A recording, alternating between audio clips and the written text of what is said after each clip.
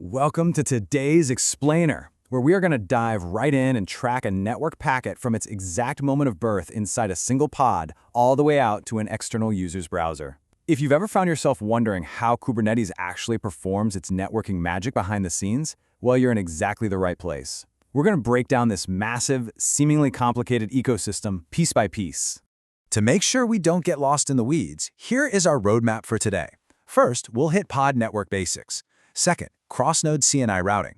Third, services and eBPF. Fourth, DNS and ingress access. And finally, we'll zoom out for the complete packet journey. All right, Section 1, Pod Network Basics. Connecting the isolated. Let's get into it. So when a pod gets scheduled to a worker node, the container is built through a very specific sequence. You've got the API server talking to the kubelet, which then directs containerd and runc to actually build the thing. But here's the wild part. At this stage, the container has absolutely zero network access. It is completely 100% isolated. Its true network birth doesn't actually happen until the kubelet finally calls upon the CNI plugin, like a Calico or a Flannel. To solve this initial isolation problem, Linux gives us this absolutely brilliant tool called a VETH pair, which stands for Virtual Ethernet Pair. Honestly, the easiest way to think about this is just picturing a virtual Ethernet cable punching right through those isolated namespace walls. Imagine one end of this virtual cable acting as ETH0, sitting securely inside the pod, while the other end, the other plug of the cable, so to speak, connects directly into the host machine. The pod literally thinks it has its own dedicated physical network card, but it's really just looking down this invisible virtual wire.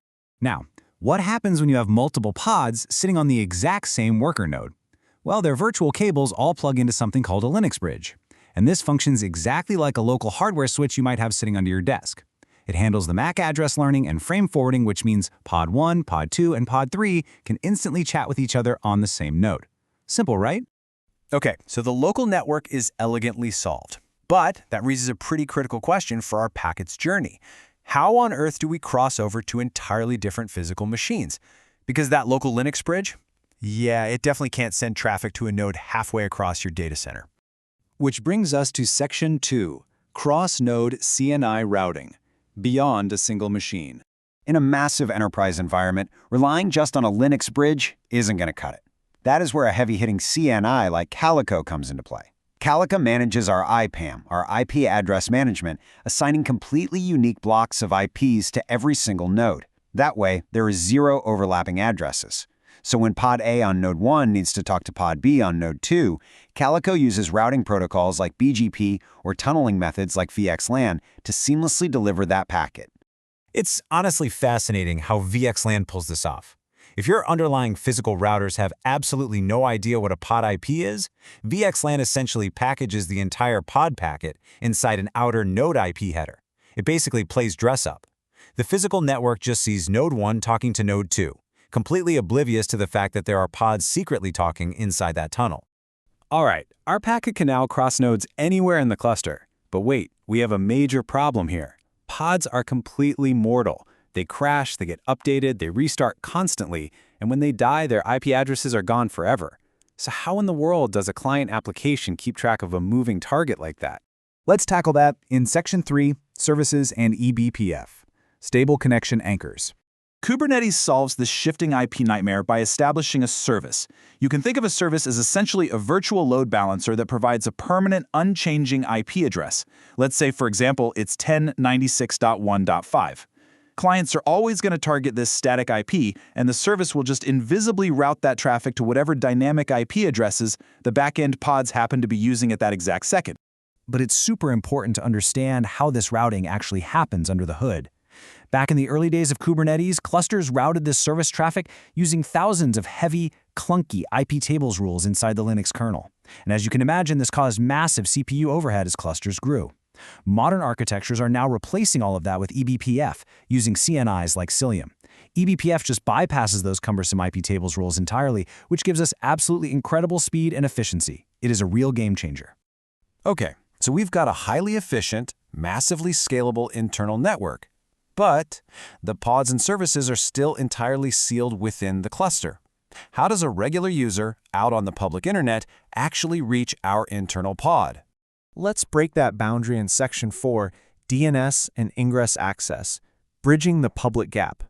Inside the cluster, applications use core DNS to map human-readable names to service IPs, because, let's face it, nobody wants to memorize an IP address.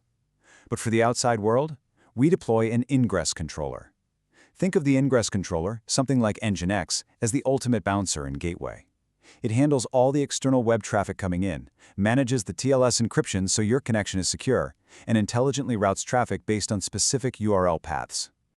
Trace the request with me here. It hits an external cloud load balancer out on the internet, drops down into the Nginx ingress controller for TLS decryption and routing rules, gets handed off to our perfectly stable internal service, and finally lands exactly on the actual back-end pod. It's just a beautiful, perfectly structured relay race. And that brings us to Section 5, the complete packet journey, the macro architecture. Zooming all the way out, this is what a full enterprise-grade implementation looks like. This is the kind of setup used to manage tens of thousands of routers. You can see how literally every single component we just talked about stacks together. External traffic enters through massive hardware load balancers like an F5, flows into the Nginx ingress, passes safely through the service IP, hits our fast API application pods, which then query the back-end systems like Redis or MariaDB seamlessly. To boil this entire explainer down to one huge takeaway, we can categorize every piece of the puzzle we've looked at today into 3 distinct layers. At the very bottom, the underlying Linux kernel provides the raw plumbing, your VETH pairs and eBPF. Moving up, the middle layer is the routing CNI, like Calico, building the actual node-to-node network. And finally, the top layer is Kubernetes itself, managing services and ingress for that human-friendly discovery. And the beauty of strictly separating these responsibilities across the kernel, the CNI, and Kubernetes, you maintain lightning-fast performance while staying highly secure and practically infinitely scalable. Actually, the best part is that you can tweak the underlying routing layer without ever breaking the application running on top. We have built the ultimate networking highway system today, but that leaves us with a pretty tantalizing puzzle for our next explainer.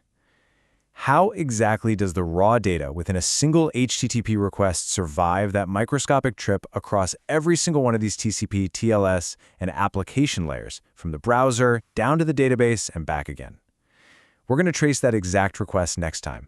Thanks so much for joining me today.